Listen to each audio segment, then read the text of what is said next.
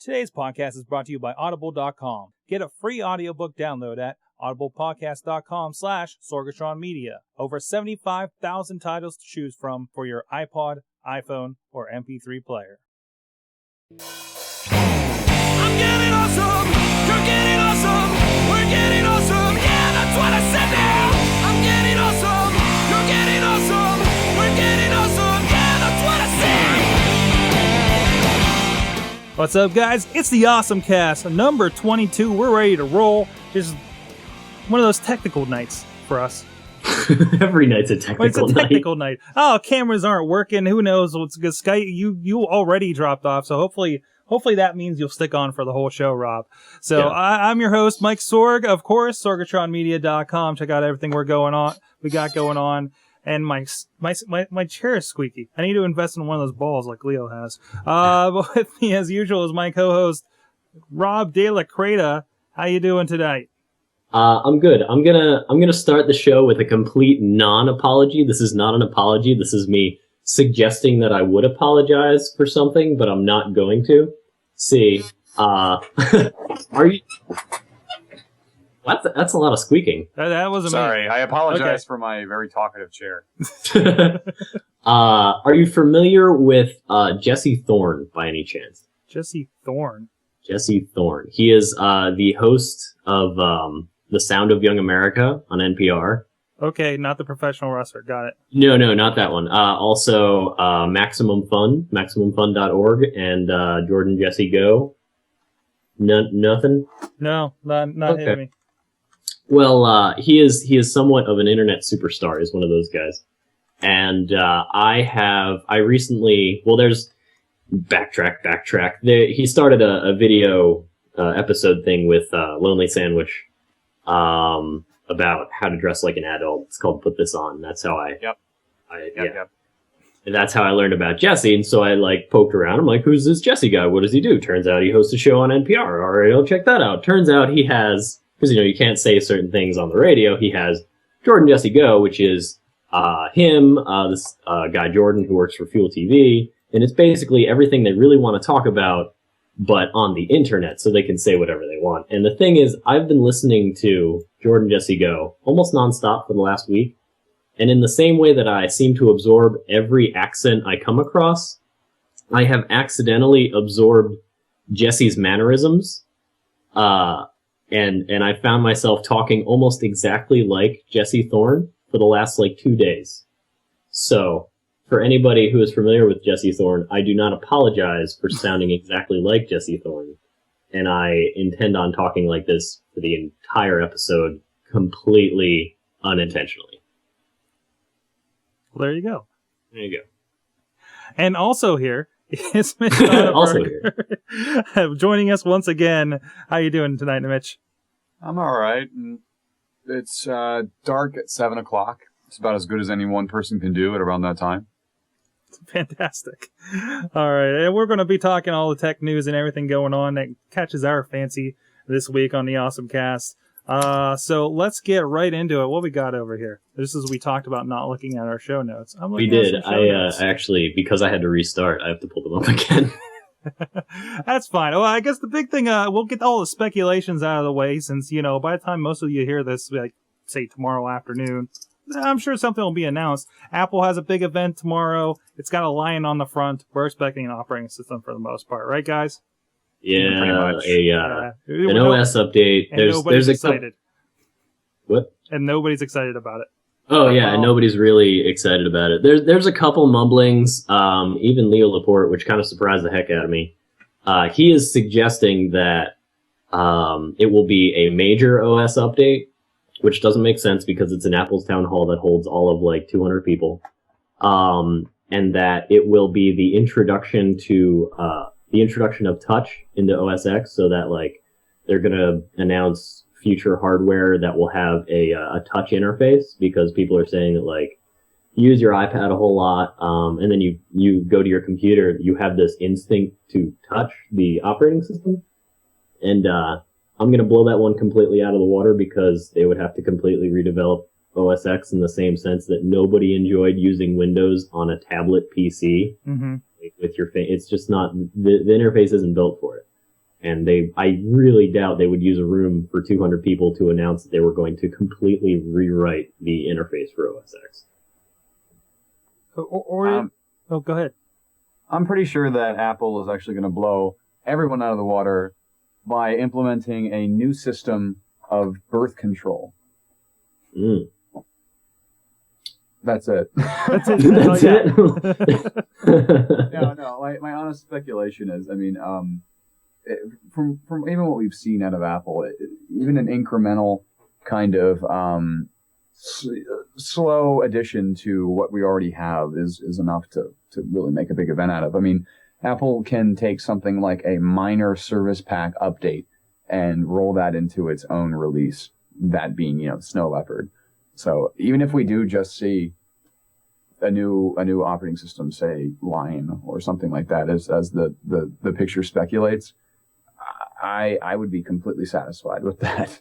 And there's so many spin-offs for service pack updates. We get the Lion, we can go Mountain Lion, we can go... Is there a Snow Lion? Mountain Lion? Did I mention Mountain Lion? Did I mention Mountain Lion? Okay. There's a lot of lions, at least I thought there were. Oh, there you go. And there's also the rumors about the MacBook Air being revived, which I'm not too... I wouldn't be too surprised if they were like, hey, here's our little announcement. 6 months from now, new version of OS X. We're gonna, probably integrate more cloud computing type stuff just to keep up with the times, and update the Air with something that is thinner, better battery life. Now that they really seem to have championed some incredible battery technology with the iPad, it all makes sense to integrate that into the Air. Although, still, if they stick with the price point of $1,000, people are still going to ask, like, why do I need this thing? Especially with the option of having the iPad. Because there's also the idea that the iPad kills off the Air. I wouldn't mind, honestly, seeing a new... the problem with the Air is that Steve Jobs really injected his own sense of taste into it. And he turned the Air into essentially a very, very light... solid state storage version of the MacBook. It's exactly the same size, had exactly the same power. I would really not be upset if they took the form factor and shrunk it down to what Apple considers to be an acceptable sort of netbook. Being 10 inches, having a full keyboard, and the range of touch compatibility that Apple has almost become hallmarked for. And it feels like now the technology has progressed to a point where it's finally possible for Steve Jobs to consider what he can, the usability of a netbook, considering all the technologies that they've sort of pioneered or at least absorbed in the past, 2-3 years since the Air was a first birth. Yeah, I think they've absorbed enough technology and they've demonstrated enough through the iPad that they would be able to produce a device that might be what the Air should have been, in the vein that Steve Jobs said, we will never produce a netbook, in that they will never produce like a $200 piece of plastic. Yeah. But like you said, I am not interested really in a like, I've got an HP Mini 311 under my desk and it's been closed and turned off for the last 5 months. Because it was a review unit and I opened it and I was like, oh, it's a tiny laptop. And then I closed it because I didn't care. But if I could have something that was light, not $1,000, with the Steve Jobs stamp of build quality approval on it, that would be something I would be interested in. Pretty much because I think most people will agree that writing emails and things on your iPad, not a good idea. It's just not fun. Yeah. I've tried really hard because, you consider how much that thing costs, and you're like, I should be able to get work done with this, and I can do research with it, and I review applications on it, and that's about as far as I get. But when it comes to actually typing more than 200 words, it's just not built for it without a wireless keyboard. My manager at work actually, he had a trip to Chicago recently, and he was kind of experimenting to do all of his work on the iPad. Instead of dragging his laptop is a MacBook Pro, of course, a couple-year-old one, I think. But a nice big, at least a 15-inch. So instead of liking that thing, he tried using his wife. He has a Wi-Fi iPad, has the Verizon hotspot, and email-wise worked out pretty good. Except he didn't forward me an attachment one time he intended to, and our previews are in WMV. But that's kind of our own problem. He said it worked out pretty well. Some people, they say they do all their email when they're traveling on these things. Well, it also depends, like, how long are the emails that he's writing? That's true too. That's true. Because, like, if I can reply to an email in like 5 to 10 sentences, I'll use my iPhone. I don't care. Yeah.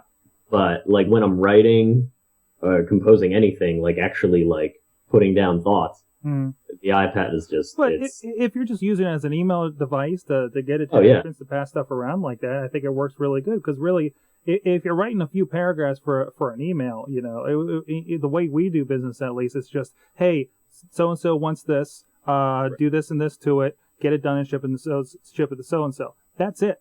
You know, we move on. If we need more information, we pick up the phone. So I think for that type of scenario, and I think a lot of people fit into that. Yeah, and I'm gonna say for the event, which is conveniently tomorrow, that my this will never happen, but it'd be cool if it did. Prediction will be that they will say, oh, that Apple TV thing, you know how you all said it would be really cool if we had apps on it, and then we released it and it didn't have apps. Yeah, we were just kidding, and it's gonna have apps. That's my big surprise. One more thing, even though there won't be a one more thing, and it's just not gonna happen. But if it does happen, I said that's what I'm putting my money on. 40-inch iMac. 40-inch iMac. Yeah, like it'll come with wall screws. You need a team to play Angry Birds at this point, okay? Like this, one of these motions, just to send them out there. I think mine, it would be cool. One more thing would be some kind of crossover device that's like the iPad Air. You know what I mean? Like the 7-inch iPad or something like that? I keep going back to my brother's computer he has one of the HP Smart Touches. You know, it's clunky. But it's still pretty cool to he's got the thing, he turns the monitor, flips it back, it's a tab. You're clunky using Windows, I think it came with Vista, now he's on 7, kind of deal with the stylus. But I think that's something that Apple could put their spin on it, that thing that nobody's thought of that makes it work. And I think that's what you're going to get, Then you something like you'll have your iPad, you'll have your keyboard, and the new operating system won't be an iOS kind of operating system, but it'll have the underpinnings in it to kind of connect those worlds. Mm-hmm. Because this is something they've been building for a while, and it's gonna converge at some point. It's going to. Isn't Microsoft is already talking about Windows having apps, to that extent. So why not them? I mean, in all seriousness, I think the one thing that I would really look forward to seeing is that, I mean, Apple for the past, almost like 5 years now has been focusing on its mobile, like all of the products that came about in the last 5 years. It's iPhones, it's iPod Touches, iPod Classic, and for, to a certain extent, Mac Pros and things like that, and MacBooks. The iMac has really only gotten incremental sort of design and spec changes throughout that period. I feel like, considering the name back to the Mac, I feel like maybe my amazing last thing, the one more thing for this would be an entirely new form factor for the familiar iMac, because they've changed it several times, and I mean it's been at this sort of all-in-one screen with little bezel at the bottom sort of form factor for almost a decade, really. Mm-hmm. Yeah. So it feels like it's about time. Or the Power Mac for that instance. I mean, we still have an old dual G5 in the office that looks exactly the same as our new 8-core. That form's been going for at least 6 years. Yeah. I'd be inclined to say that because the iMac was originally conceived as you don't want a tower necessarily, you don't want a laptop, you want something in the middle because you don't care that much. Mm-hmm. So we're going to give you something that's purple and cyan funky colors, and then it has eventually evolved into something that has a heck of a lot of power in it, so much so that people who are even doing high-end things like rendering video are looking at an iMac and saying, you know what, like a 27-inch iMac, that is the best thing in the world. Completely self-contained and perfect. If it hadn't gone in that direction, I would be inclined to say that the iMac would be the perfect device to say, by the way, we've included this like secondary interface for touch, and now like you and your 5-year-old can hang out in front of your iMac and play with applications. Ooh, 27-inch touch iMac. Yes. Oh my god. Yeah, I think there's something there, but I don't know where they would go with it. Man. And it would take a heck of a lot more, investment than they would really want to put out at a random, like, hey, this is just an update to the Mac kind of thing. Yeah. So. Well, I guess we'll have to wait and see then, huh? Or we already know. I think we already do. Birth control. Yes. I'm telling you, I'm putting my money on it. I talked to Kevin Rose, and he told me in the parking lot of a Sizzler that Apple's developing birth control, and it actually doesn't prevent pregnancy. It encourages it, but all of your children come out wearing black turtlenecks and jeans. Oh, and the best part is, after you give birth, he comes out and says, and one more thing. and another baby comes out. Awesome. All right, we gotta get off this Apple and the speculation since everybody's gonna know by the time they listen to this damn thing. So you only get 15 minutes of it. Also this week there was a Facebook security hole. Now this caught my eye more because I listened to my usual spot on the tech news show. But then I went and turned on my local news to find the same story. So it feels like, and my angle on this is, it feels like back in the day when we had, there's a new virus on the loose you have to watch out for in your emails, So what do you think of this? Is this like the new I love you virus and stuff of today's age? Yeah, I mean it's certainly a doorway. Mm-hmm. It's an easy doorway. Realistically, considering how relatively solid Facebook has been, like you compare the security on Facebook to the security on something like Twitter, where it seems like a new worm is being passed around every week. Facebook is held incredibly strong for something that would be incredibly easily to exploit, handful of JavaScript here and there, and you should be able to inject anything you want into Facebook, but they managed to keep it at bay, or at least keep it at bay enough that nobody really hears about it. And of course, a lot of this has been coming out lately, around the new movie and everything, both the positive and the bad about Facebook. So, and actually, well, when I saw it, I tweeted about it, and Jim Lokay over there at KDK said, hey, Wall Street Journal was covering it, so now it's everywhere. Which it's like, well, yeah, they're the reason that the Verizon iPhone rumors are even more rampant than they have been typically. So, it's the new scare. So, and as far as what the threat was, something about the way it published your ID. Somebody can find your user ID and find all your information. Yeah, there has been a couple of like weird things that have basically what's the word? Kind of like spidered public information on Facebook, which a lot of news organizations have called a hack, but it wasn't really a hack so much as an automatic copy and paste. Yeah. It's one of those things that, like, well, if you are not my friend and you go to my profile, due to my privacy settings, yes, that is information that you can achieve about me. It's not really a hack, just like data collection. I haven't really seen much worse than that. Yeah. Well, what seemed to have happened, and this was like, I was reading a lot of the controversy about this on Reddit as it was sort of boiling over. Facebook makes a point to only publish, several pieces of information: your user ID, your name, and some other stuff. And it's up to you to sort of take down all the other pieces of information that you share, such as your birthday, your photos, your location, your college, etc.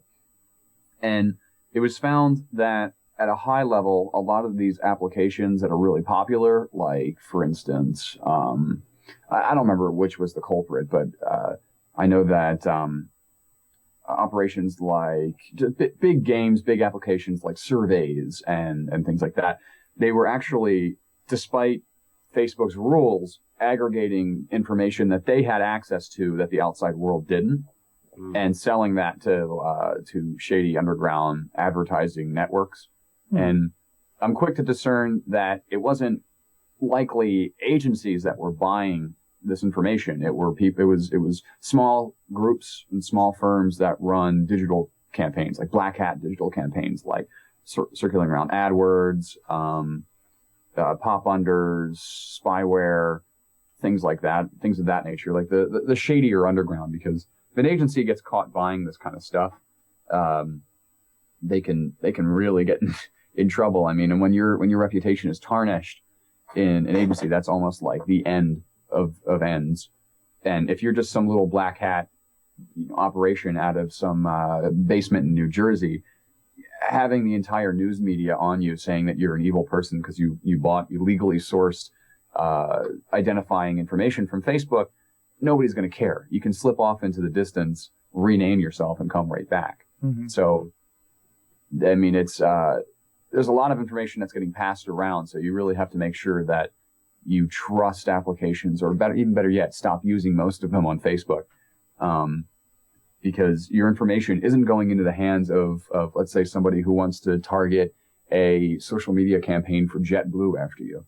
That's not it. I mean, they're going to be targeting if your interest is men looking. If you're a man looking for men, and you only let that know on Facebook, they have that information, and then they're using that to target pornography ads towards you in the places that you hang out and things like that. So, Facebook, while, like Rob said, extremely amazing for what it is, in terms of stability, it's very weak in that you're still dealing with humans all the time. And it's usually the humans are the ones that screw you over the worst. Yeah, and speaking to that, there was the issues with the groups that, like we had mentioned last week, and that people that were friends of your friends could invite you into a group without, and it was Yes, out, not that was funny. Yeah, so I think it was actually Mike Arrington had a friend of his set up a thing as a joke, but he basically got Mike Arrington into the NAMBLA group. Just like invited him on and in. Mark Zuckerberg too, and Mark Zuckerberg. Yeah, and Mark Zuckerberg. So Mark Zuckerberg himself is in the NAMBLA group because his own company forgot to put in a little thing. I doubt they forgot. They were probably like, oh, let's see what happens. It was it was a fake NAMBLA group, from what I understand too. Yeah, but still, it was just pointing out the fact that, hey, this is wrong. Like, the whole thing was a stunt to show that this was capable of being done, and that it shouldn't be that way. Like, you should never be able to. It's like in the same vein that when the Facebook check-in service had launched, and like Mitch was saying, I think last time he was on, about how he had checked his boss into a strip club.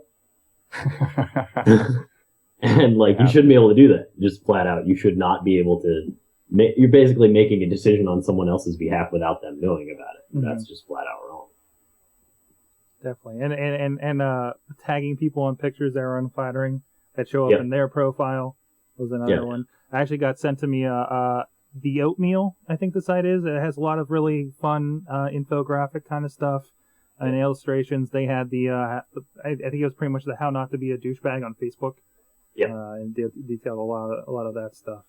So, go ahead. My question is there a real NAMBLA group, and how do I get there? Golly. He's going to try to answer it. No, we need to move on. Too much talk about NAMBLA. I want to talk about other dangerous things story. after we talked about something positive.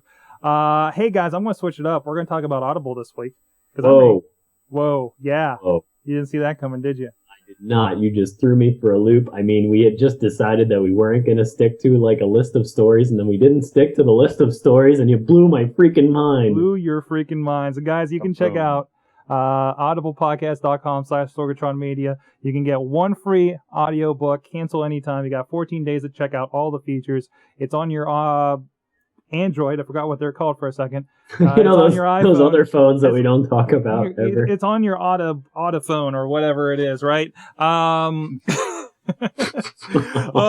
I started a new job this past week. Fridays, I'm heading all the way out the other side of town. So I'm going to have a little bit of road time I got to fill in. So I picked up Delivering Happiness, the Zappos story. Yeah. Have you read that, Rob? I have not read that. That's on my list of. I'm gonna make a note. Yes. On my new, I just started using Simple Note, so this will be my first note in Simple Note. Gosh, where's my phone? But yeah, this is a book that I'd heard about, and I really wanted to check out. Delivering Happiness: A Path to Profits, Passion, and Purpose by Jason. Is it Jason Shu? Isn't it? Am I saying that right? Sure. Sorry, Jason. It's got 2 H's, an S, an I, and an E. I'm about 2 sections into this thing. So far, it talks about his time. This guy's like grew up an entrepreneur, you know, much like Gary Vaynerchuk, like, you know, was automatically like, you know, working with his parents' wine business. This guy was like went through. I want to say he went through Harvard or Stanford or something. Was like talking about opening a pizza shop at one point and all this. So eventually he did a Link Exchange that got sold to Microsoft. And it's really interesting. So far, it's really fun to see what somebody that doesn't care about being monetarily set, you know, doesn't mind doing with his money. But it's a really interesting story, and there's a lot of insight in there on you know, what exactly makes you happy and finding purpose in your work. So let's say about halfway through it, I'm really enjoying it. It's about, I like to pick out the long ones for this. 8 hours and 17 minutes, one of the longer ones. I think only Lynchpin by Seth Godin was longer. And here's a little bit.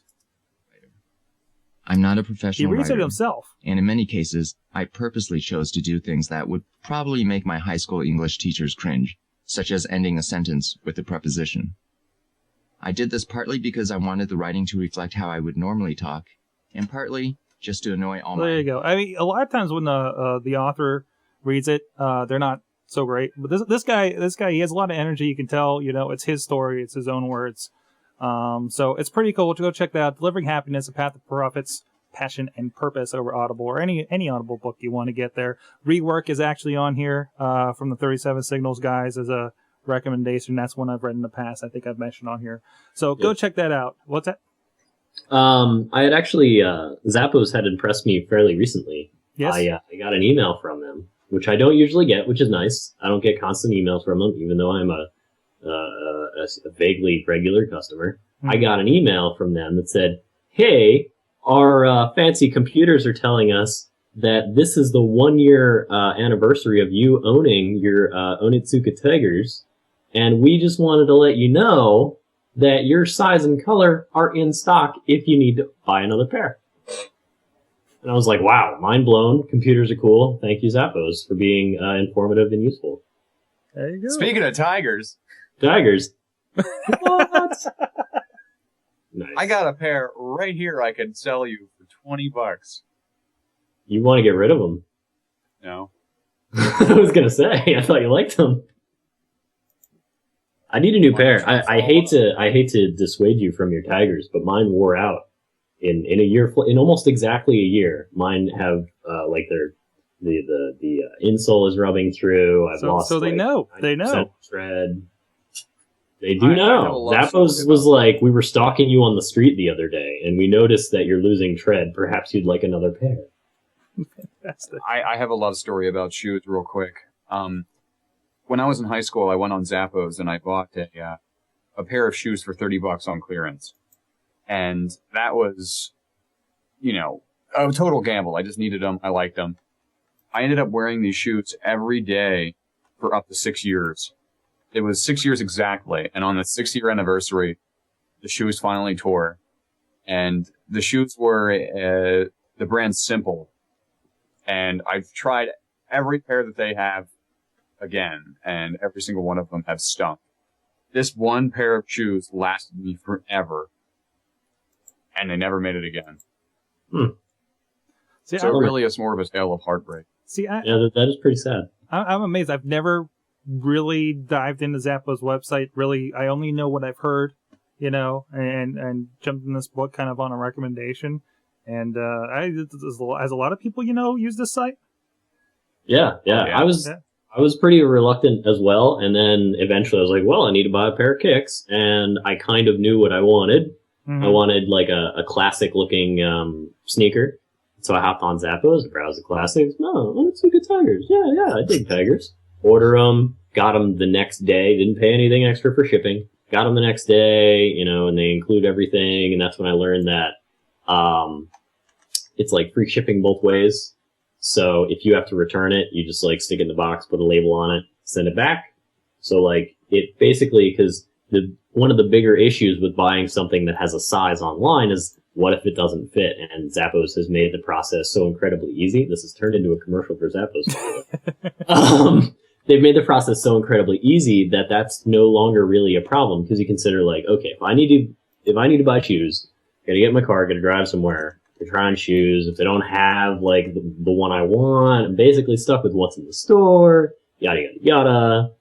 And then if I like take them home and try them out, and don't like them, maybe I can return them, drive all the way back. With Zappos, like they tell you, when you first put on these shoes, we want you to walk around a little bit on the carpet. Don't wear them in too hard. If you don't like them, send them back. Not a big deal. There's no charge for it whatsoever. We want to make sure that you get the shoes that you want to wear. And their prices are fantastic, like impossible to beat. And they're really nice people, and they actually respond to tweets if you want to talk to them. Yeah. I know how to turn this one around. Interestingly enough, I found out about Zappos in like 2003, and it went in reverse. My mom told me about the site. Whoa. She had experimented with it more than I did and told me about it way before I even knew what it was. And she forwarded that to me. So my question to you guys is, have you ever had a situation where your parents found out about a site before you did and then ended up hooking you on it? Oh, no. Nope. No, not my situation, no. You guys need better parents. Oh, I think they might listen. No. That's why we don't know. They don't know. My parents really don't get into the internet all that much, other than Facebook. My mom loves Facebook. My parents stopped sending me things like after the 20th email where I replied, "Dear God, stop forwarding me these things." Well, that's different. That's the hey, look at all these pictures of cats, collections or off-color jokes that you really shouldn't hear from your mother-in-law. That kind of stuff. Of course. My wife is on the couch over here listening. So, speaking of dangerous things, this was a conversation that came up because we were discussing the Facebook security issue today with Malengo, who's been on the show, and we started talking about Farmville because they were one of Zynga, is one of those companies that I think got entangled in the security beef a little bit, right? And how Farmville's some evil stuff, guys. The way that they're kind of got the social thing going on and doing so well. Didn't Google put about $4 million into that company? So I started wondering about the effects of Farmville. Of course, we heard about World of Warcraft addictions and marriages and everything, and I found a couple stories. One, Dr. Phil has tackled this problem of Farmville addiction. Here's this one headline. A Bulgarian politician fired over Farmville addiction. Nice. So I don't know. Have you guys, I've never stepped foot into Farmville. Godfinger's all I've done. What are you guys' experiences with it? You have any firsthand knowledge of how bad this has gone? I found a Farmville's Farmville Holics Anonymous group on Facebook, ironically. What have you guys experienced with this stuff and seeing people on it? The closest I've gotten is We Rule, and Godfinger, and I've really just tried to stay away from it altogether. And also, like, the whole, I think we had talked about this. The thing that had turned me away from We Rule eventually was that they've made it like really demanding of my time. Yeah. And you start getting like penalized a whole lot more for not checking into the application for a day, which is like number one grounds for rejection of a game in my book. I have too much stuff to do, and if you're going to penalize me for being productive, that's like when I choose to invest time in a game, like, we are busy people. We should be able to, every once in a while, like, you pick up a game. Like, I'm tired of burning out my brain. I'm going to spend 10 minutes playing, Angry Birds or something. That's totally cool. I should be able to set it down and walk away. When I get punished, like I didn't do my homework, when I pick up the game, I am absolutely not cool with that. And my aunt, who apparently she's completely computer illiterate, she got on Facebook so she could play Farmville with her friends. I'm pretty much entirely sure. And then my grandmother, who is, I think she's in her late 80s, early 90s, something like that. So I get a notification that says, Grandma Doris is on Facebook. You should add her as a friend. And I'm like, oh, cool. Grandma's on Facebook. I don't think she knows how to use a computer, but I'll add her as a friend anyway. I figure it's just my aunt being nice. And so I add her as a friend. Then I get a message from my aunt saying that, oh, by the way, Grandma Dora still doesn't know how to use a computer. I just made this account so I could have 2 Farmville accounts. Yeah. It's like, oh. Well, I feel like the only one amongst us that has any experience with Farmville. I did play it for about 2 weeks or so because some of my online gaming buddies decided, hey, this might be a fun game to play. Everyone likes it. So we gave it a shot, and I mean, the one thing I can say about it is that it's a pretty competent farm simulator. I mean, you plant your crops, you harvest them, and that's about it. I mean, it's a nice little click and play kind of thing. And for people that don't really like crunch numbers like a lot of nerds do, it's an interesting experience because you sort of have this intuition of what combination of crops work the best for you. Like, we drained this game of its life almost instantly because we sat down with spreadsheets and like we had a Google spreadsheet. And we all calculated what will get you the most money the fastest and with the least effort. And we charted a scatter plot graph and everything. And as soon as we figured that out, the challenge was gone. I mean, there's nothing left. But for people like my mom, she likes it because she knows that wheat is the best, mixed with a little bit of soybeans and some strawberries and stuff like that. And for people that are stuck in a routine, it's a nice little sort of accent to their day. It's another little routine to have. And people intrinsically enjoy mastering useless skills. So people love mastering Farmville. And I mean, it's not a good game. It's a Facebook caliber game. It's a mini game, but they do some really evil stuff to exploit people who take shortcuts. Nobody has to play Farmville. Nobody has to give them any money. It's like there really are no black hat tactics going on. It's all very much upfront, saying these are the rules to the game. The game may be engineered to specifically encourage addiction, but at any point you can walk away and just stop playing it. It's not a full-blown addiction in any capacity. And when people use that excuse of saying, it's an addiction, I'm addicted to this, I don't know if I believe them. They're just steeped in habit because the game is habitual. I don't think in every capacity. I think I can disagree with you there about this not being an addiction. The whole point of an addiction, if you're gambling addiction, is it's some kind of risk reward that's releasing that chemical in your brain. For this, I don't know about risk reward, but it's it's a sense of accomplishment, And you talk about people that are entrenched in their routines, and this kind of fits into them. Maybe they're not finding that accomplishment in their day job life, whatever, and this is their release for them. It's just unfortunately, it's around a process of the more money I spend, the more reward I get, and I think that's where it becomes a problem. Because wasn't there a story a few months ago about a kid that drained their parents' credit card on this game?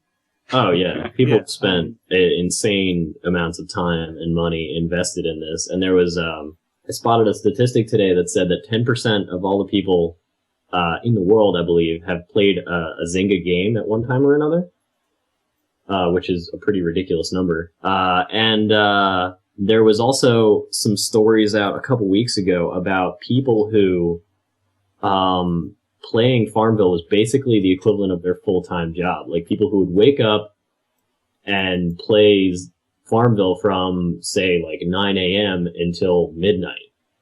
And that was just what they did. And these are like middle-aged people who this is just what they do, and they have some means of income that supports this. And there are people who are spending the equivalent of a year's salary into things like Farmville. I can see that because I remember seeing people I knew, middle-aged people I knew back in the day that would spend all day on The Sims, or at the time Baldur's Gate or something. Just grinding away at this stuff, and I can this because there's no end to Farmville. No, and I think that's where the problem comes in is you can keep going, and the social aspect makes it even worse. Like if you were only playing with yourself, it would be a lot easier to put down. I forget what it's called, but Zynga, the company, basically plays to it's a psychological tactic. I forget what it's called, but it's basically that the idea that you suddenly have an obligation to your group of friends, something that keeps you coming back. So you give somebody some cauliflower, they give you some cauliflower, and you want to give some to somebody else, and you want to keep the cycle going. And it's kind of like it's like a jerk reaction that you can't really stop. It's something that's ingrained in your head. Yeah, they employ a lot of, actually, there was a Cracked article, a couple, maybe last year or so, that highlighted all of the psychological implications that a lot of games use to encourage consistent play. And they focus mostly on what MMOs and what online games do to do that. One of them is forcing the organization of guilds that if you don't show up, you're going to screw your guild over. There was one, for instance, this is what Farmville is guilty of, is that, they make it so they have a time limit so that if you don't go on to Farmville and you don't water your plants or harvest your plants, they'll die. Mm-hmm. And so they almost sort of create a time window where you're required to go in there. And I've seen people skip classes to satisfy that anxiety. Well, to that they're going to kill their virtual plants. To that point, this Bulgarian politician says that there was a proposal to remove him from his respective municipal committee. Came from Todor, I'm not going to pronounce the name, a former member of Karen's party, who has argued that Karen, quote, needs more time for his virtual farm. So, I mean, wow, your Farmville became more important than your politics. This is from the Inquisitor.com, by the way. Which I think that's a legit newspaper over there. Yeah. I know it doesn't sound like one here, but, actually it sounds like a fake tabloid in America. But yeah, it's curious. Mm-hmm. So, but I'm glad I got, what's that? Little factoid, Zynga, the company that made Farmville, they're actually a product of Pittsburgh. Really? Yeah, the CEO and another guy are Carnegie Mellon University alumni. Oh, wow. Oh, yeah. Yeah, I did know that. Yeah. Huh. So, sorry, everyone. Sorry, guys. It's our fault in our damn city. Man. If only we weren't so successful. Finally, this was a story that caught my attention just a couple days ago. Of course, Cablevision and Fox. Cablevision's the big cable network up in New York City. they're getting in one of those wars with the Fox networks because they want more money to get their programming on cable. Fox wants the money, not Cablevision. So they've and these things happen. I've seen it with DirecTV before. I've seen it with certain cable providers before. ESPN I think did this a couple years ago, didn't they? Where they tried jacking up the prices. This is pretty typical. They play hardball with each other, try to get the customers to play one way or another, and nobody really wins in the long run except whoever actually gets the money. Well, they cut out Fox Broadcasting in the New York City area on Cablevision. Somebody had the bright idea to also turn off access to Fox programs on Hulu.com and Fox.com to anybody with a Cablevision IP. Unfortunately, not everybody on Cablevision has TV. Apparently, this was figured out pretty quick. I think they turned it back on within a few hours. But this is an example. Well, the argument is this net, a example of net neutrality, gone wrong. And did they have any place to do that? I don't know. the way they pulled it too was really kind of shady. They were basically just Fox was just kind of throwing their weight around, because if you actually you went on Hulu and you tried to download a show that was still listed, you get a notification saying, "Sorry, we're looking at your IP address, and our records indicate that you're not a subscriber." Here's a screen capture actually over on Engadget. I think this is. We noticed that you are attempting to access Fox content on Hulu. Unfortunately, this content is currently unavailable to Cablevision customers. We look forward to bringing Fox content to Cablevision customers again soon. Yeah. So there you go. It's kind of like, I think the best metaphor is like, say you walk into a store and you see a Hershey bar on the shelf and you go to reach for the bar, and then it turns out it's a hologram and it says, "Sorry, we'd really like to sell Hershey bars in this store, but not yet." And then you're like, "Hey, what the heck, guys? There was a Hershey bar there, and now I can't. Why?" And now the customers are angry because something that was there is not actually there, and they've been duped. I feel like you're making a logical error by equating Fox to a Hershey bar? Fox content to a Hershey bar. Fox content's really more like Nilla wafers. Yeah. That's a lot more. Like sometimes you really want that damn Nilla wafer. Yeah. You just don't get it. You just don't get it, no. Or if you do get it, it's they're always stale. Like you've had the box a day and they're stale. Nobody ever in the history of the planet has ever had or wanted a Nilla wafer. You always sort of eat them as like a concession, or to please your grandmother, or like because some jerk gave it to you on Halloween. Who gives Nilla wafers on Halloween? That's kind of rough. That was a hell of a tangent for that one. Wow. You get some pent up aggression about Nilla. Well, you've had some bad experiences, huh? A Nilla wafer beat me. Oh, yeah. These things are hard too. That would hurt. Yeah. But this is one of those things where I don't know. I'm still back on the Nilla wafers. So, and I guess, and I didn't know this until I listened on another podcast.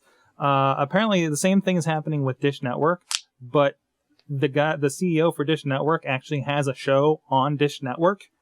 Mm-hmm. And so he's kind of leveraging that in his advantage. I haven't been on Dish for a couple years now, so I was not aware of that.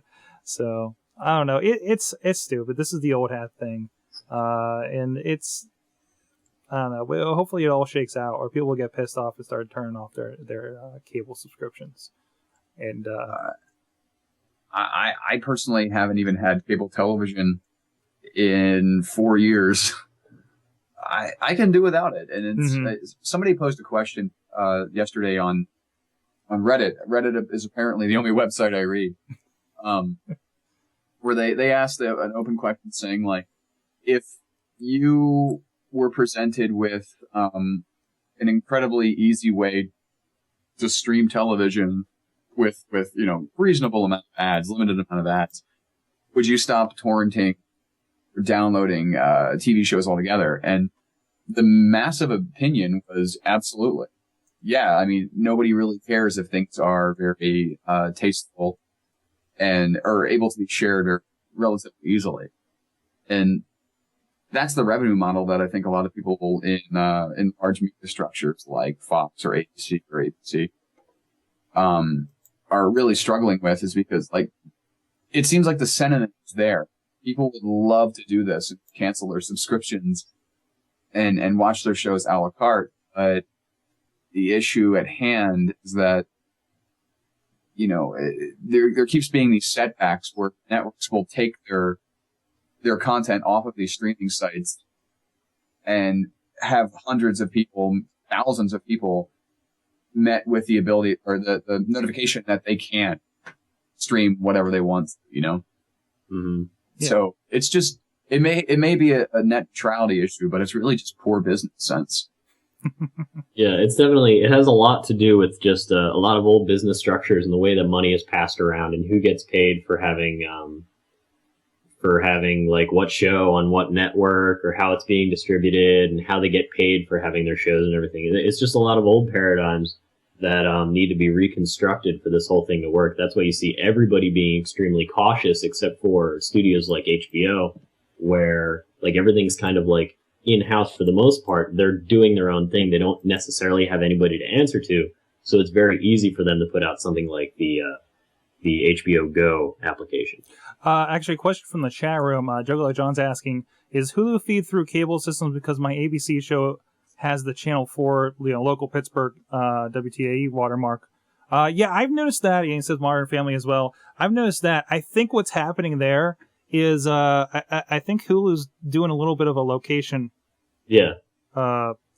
configuration there. Yep. Because I don't think are they the only ones? No, there's no CBS stuff on there, I don't think. No. So. But yeah, they do a little bit of location based, like, hey, where's your IP from? Oh, you're local to Pittsburgh. Let's give you some local content. Mm-hmm. It's something they're trying to do to try and get that old paradigm into it. Because, aside from those of us who are more into like what shows or whatever, some people want to check out the local news or something like that. And if that's available online, more people are likely to kind of steer into that direction. Mm-hmm. And that helps move this whole progression on a lot faster to getting rid of cable. I actually tried to ditch my cable a couple weeks ago, and they were like, you know what? It's actually cheaper if you keep basic cable and have internet and basic cable than if you just have internet. Yeah. So, and that's more ways they're trying to hook you in, I think. I'm trying to see if it's worth it to keep cable, ditch it, go with somebody else and have my internet here on Verizon, but more and more there's a catch-22 here and there. There's a really nice plan over on Comcast. I have two people this week that told me how much of a problem they're having with their customer service this week. I tried calling and decreasing my package for Verizon, and they tell you, well, the best deal is actually this, which is $10 cheaper, but it's more channels than you have now. I was like, look, I don't want the channels. I want something cheaper. I want my base. I can watch my wrestling on USA. That's all I care about. And my football in my hockey's there. It's your base package. Give it to me. Yeah. Stop trying to make me have this other package. That's going to lock me into another contract. Or give me Showtime that I'm not going to watch after Dexter's done anyways in about 3 months. But you're hoping I forget about it, so I pay full price. Yeah. And they're not even like in the hook. They're not even like, I have basic cable now, so now I have 20 channels. Mm-hmm. They're not even giving you the good channels. Yeah. They're not even saying like, oh, just to remind you, this is a little bit of what you're missing. No, I have like 4 home shopping networks, the Weather Channel, a Spanish channel, maybe, I think, 2 religious channels. For the most part, you have the over-air channels. Yeah, but you're paying for them, or you're not really paying for them, or I'm essentially getting paid $4 a month by the cable company to receive them. That's the point. They're going to have to start paying us to take their shit. Should be said real quick that our own chat room maven here, Late Dad, he said something particularly funny I feel like I should share. He said, "We found it cheaper to do phone, internet, cable than just internet. So I make sure the kids watch at least 4 hours a day to make it worth it." So he wins a ribbon for the greatest father of all time. Fantastic. Fantastic. And Josh says Comcast. Yeah, Comcast always moves their stuff around to the higher numbers. And it's like, oh, now you need a new package. Thanks a lot. Yeah. All the time. All right, that's enough of that. We got to get out of here for the Mayhem show. Mitch, hey, thanks a lot for joining us. You're one of the few returning guests. It was good to have you back again. So tell us, what's going on with you? What's out there for people to check out? My Twitter feed is one of the only things that I ever really update on any consistent basis, and that's at M as in Maven and Sprout as in Sprout Fun. All one word there. So if you want to tune into me complaining about life on the Twitters, you're welcome to do that. I share wisdom and some of the stuff that I deal with in advertising on a daily basis. Fantastic. Rob, what's going on with you these days? Well, I'm at that point where I'm really starting to be like miserably hateful towards how busy I am. Jeez. This week, well, let's see, this Friday, love, right?